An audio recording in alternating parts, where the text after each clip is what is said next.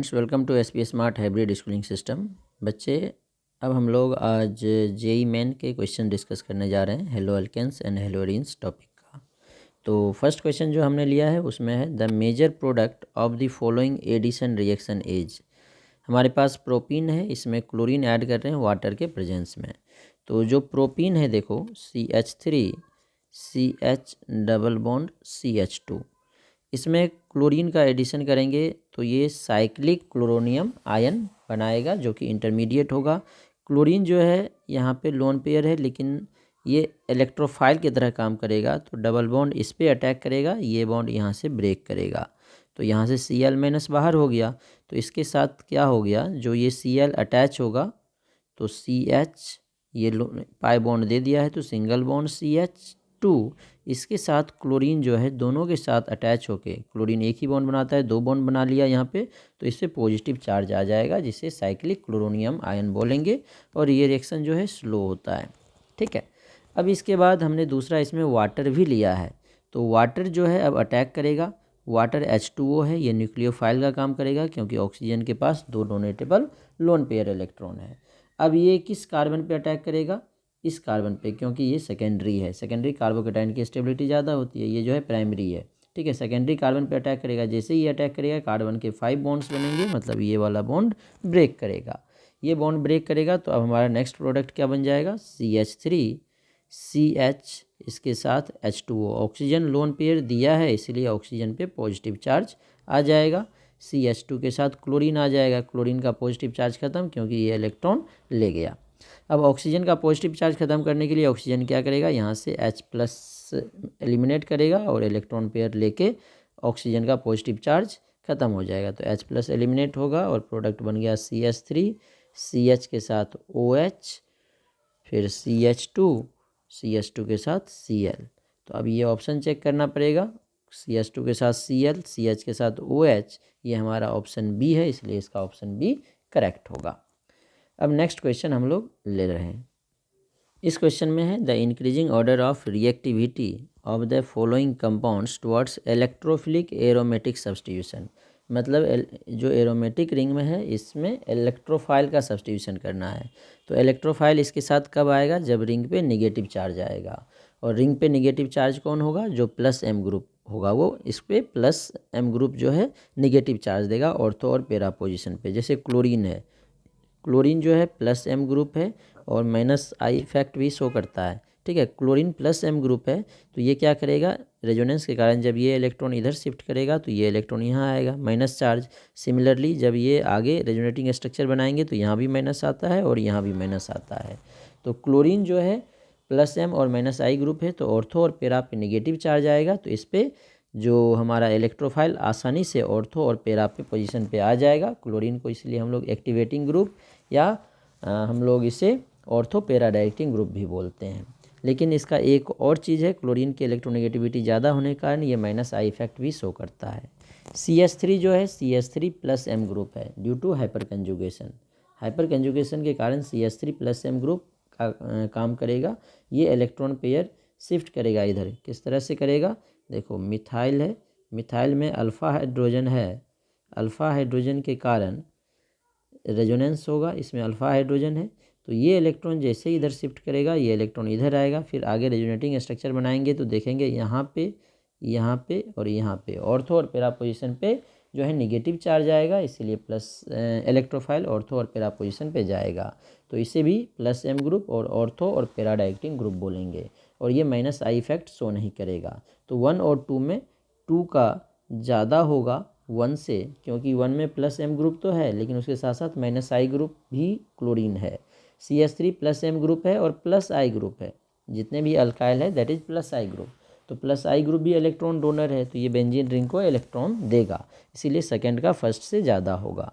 ये देखो acetophenone, acetophenone में क्या है, C डबल बॉन्ड OCH3 लगा हुआ है बेंजीन रिंग के साथ, तो ये जो है -M ग्रुप है, इलेक्ट्रॉन विड्रॉइंग ग्रुप है, क्योंकि ऑक्सीजन की इलेक्ट्रोनेगेटिविटी ज़्यादा होने के कारण ये इलेक्ट्रॉन जैसे ही आगे शिफ्ट होगा ये इलेक्ट्रॉन इधर आएगा और यहाँ पे पॉजिटिव चार्ज आ जाएगा। तो रेजोनेटिंग स्ट्रक्चर में देखेंगे ऑर्थो और पेरा पोजीशन पे निगेटिव चार्ज नहीं आ रहा है, पॉजिटिव चार्ज आ रहा है, तो पॉजिटिव चार्ज आने के कारण इलेक्ट्रोफाइल इस पर अटैक नहीं करेगा। ये डीएक्टिवेटिंग ग्रुप है, -m ग्रुप है, ठीक है। तो ऑर्थो और पैरा पे कभी भी इलेक्ट्रोफाइल नहीं आएगा। अगर आना भी चाहेगा तो मेटा पोजीशन पे आ सकता है। और ये -m ग्रुप है, बेंजीन रिंग से इलेक्ट्रॉन ले रहा है, इसीलिए ये इलेक्ट्रोफिलिक एरोमेटिक सब्स्टिट्यूशन को प्रमोट नहीं करेगा। तो सबसे कम थर्ड का हो जाएगा। तो सबसे ज़्यादा सेकेंड, फिर फर्स्ट, फिर third, second first third, first option है, इसीलिए इसका फर्स्ट ऑप्शन करेक्ट होगा। अब हम लोग नेक्स्ट क्वेश्चन देखते हैं। तो जो ये क्वेश्चन है इसमें पूछा गया है increasing rate of SN1 reaction in the following compounds as. 4 compounds दिया है, SN1 के रिएक्टिविटी के इंक्रीजिंग ऑर्डर में इसे अरेंज करना है। तो देखो SN1 रिएक्शन जो है इसमें इंटरमीडिएट कार्बोकेटाइन बनता है, तो जिसमें कार्बोकेटाइन की स्टेबिलिटी ज़्यादा होगी उसकी SN1 रिएक्शन होने की रेट ज़्यादा होगी। इसमें देखो जो ये आयोडीन है इस कार्बन पे है और ये बेंजाइलिक कार्बन है, तो बेंजाइल कार्बोकेटाइन की स्टेबिलिटी ज़्यादा होती है। इसमें भी आयोडीन इस कार्बन पे है और ये बेंजाइलिक कार्बन है, बेंजाइल कार्बोकेटाइन की स्टेबिलिटी ज़्यादा होती है। दोनों तो सिमिलर ही है। यहाँ पे आयोडीन यहाँ इस कार्बन के साथ, तो ये भी बेंजाइलिक कार्बोकेटाइन है, ये भी बेंजाइलिक कार्बोकेटाइन है, ठीक है। और ये जो बेंजाइलिक कार्बोकेटाइन बनेगा आयोडीन निकलने के बाद सेकेंडरी बनेगा, इसमें भी सेकेंडरी बनेगा, इसमें भी सेकेंडरी बनेगा, इसमें भी सेकेंडरी बनेगा। तो चारों में बेंजाइलिक कार्बोकेटाइन सेम है। अब देखेंगे कार्बोकेटाइन की स्टेबिलिटी कौन बढ़ाएगा। तो कार्बोकेटाइन की स्टेबिलिटी +m और +I ग्रुप बढ़ाता है। ए में कोई ग्रुप नहीं है, बी में OCH3 है मेटा पोजीशन पे। +m इफेक्ट जो है ये काम करता है ओनली ऑर्थो और पैरा पोजीशन पे। मेटा पोजीशन पे इंडक्टिव इफेक्ट -I या +I इफेक्ट शो करेगा।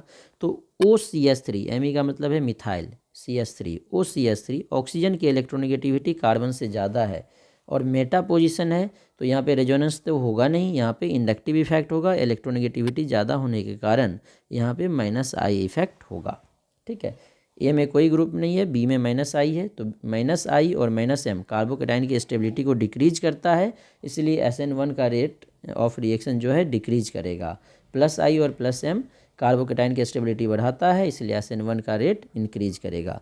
तो ए से कम जो है बी का होगा। ये तो हमें पहले पता चल गया क्योंकि बी में कार्बोकेटाइन की स्टेबिलिटी डिक्रीज हो रही है, ठीक है। ए से कम बी का देखो किस में है, ए से कम बी का B and D ऑप्शन है, तो ये दोनों तो पहले कट गया क्योंकि बी का इसमें ज़्यादा बता रहा है। अब C and D में देखेंगे, C and D में देखो इसमें CH3 है, CH3 इज +m ग्रुप, और इसमें जो है OCH3 है, ये भी +m ग्रुप है।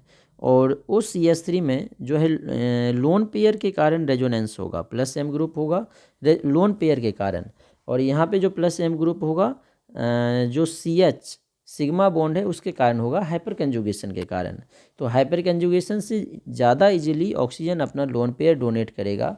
जो OCH3 है बेटर +m ग्रुप है एज कम्पेयर टू CH3, इसीलिए D जो है ज़्यादा स्टेबलाइज करेगा कार्बोकेटाइन को एज कम्पेयर टू C, इसीलिए D का ज़्यादा होगा C से और A से ज़्यादा C का होगा, क्योंकि A में कोई +m ग्रुप नहीं लगा है, C में +m ग्रुप है। तो BACD ये वाला ऑप्शन हमारा B है, इसलिए B ऑप्शन करेक्ट होगा। अब हम लोग नेक्स्ट क्वेश्चन ले रहे हैं। अब जो ये क्वेश्चन है ये भी सिमिलर क्वेश्चन है, increasing order of reactivity of the following compounds for SN1 substitution as. तो SN1 का सब्सटीट्यूशन जो है डायरेक्टली प्रोपोर्शनल होगा स्टेबिलिटी ऑफ कार्बोकेटाइन के। तो ए वाले में देखो यहाँ पे कार्बोकेटाइन बनाएगा जो कि प्राइमरी है, बी वाले में यहाँ पे कार्बोकेटाइन बनाएगा जो कि प्राइमरी है, दोनों प्राइमरी है। अब दोनों में स्टेबिलिटी क्या किसकी ज़्यादा होगी, तो ए में रीअरेंजमेंट होगा। देखो जो ए है इसमें CH3 कार्बन, CH3 इसके साथ CH2+, ये कार्बोकेटाइन बनाएगा और यहाँ पे 3 बॉन्ड है तो एक हाइड्रोजन होगा। तो यहाँ पे जो है हाइड्राइड शिफ्ट होगा, ये हाइड्राइड अगर यहाँ पे आ जाएगा तो कार्बोकेटाइन का क्या बन जाएगा CH3, C के साथ एक CH3 है, ये H यहाँ आ जाएगा तो ये CH3 बन जाएगा, इस पर पॉजिटिव चार्ज आ जाएगा जो कि टर्सरी कार्बोकेटाइन बना लेगा। लेकिन बी में जो है जो कार्बोकेटाइन बनेगा वो CH3 CH2+ ही रहेगा, इसमें कोई रीअरेंजमेंट भी नहीं होगा, रीअरेंजमेंट होने के बाद भी प्राइमरी ही रहेगा।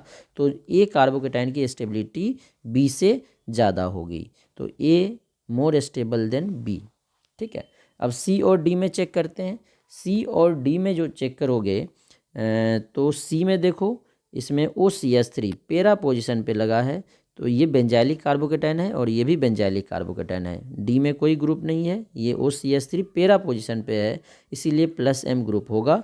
और +M and +I group carbocation की स्टेबिलिटी बढ़ाता है, तो ये कार्बोकेटाइन की स्टेबिलिटी बढ़ाएगा, तो C का ज़्यादा होगा D से। अब डी और ए में, डी में देखो बेंजाइल है और इसमें अल्काइल है, तो benzyl carbocation is more stable then alkyl carbocation, तो डी का जो है ज़्यादा होगा ए से, तो BADC हमारा ऑप्शन सी में है, इसीलिए इसका सी ऑप्शन करेक्ट होगा।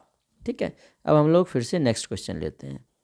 अब ये जो नेक्स्ट क्वेश्चन है इसमें पूछा गया the major product of the following reaction is, major product क्या है? अल्काइन है, फर्स्ट में DCl, डी का मतलब जो है हाइड्रोजन का दूसरा आइसोटोप ड्यूटेरियम है, तो ये जो है एसिमेट्रिकल अल्काइन है, तो मार्कोनिकोव एडिशन देगा।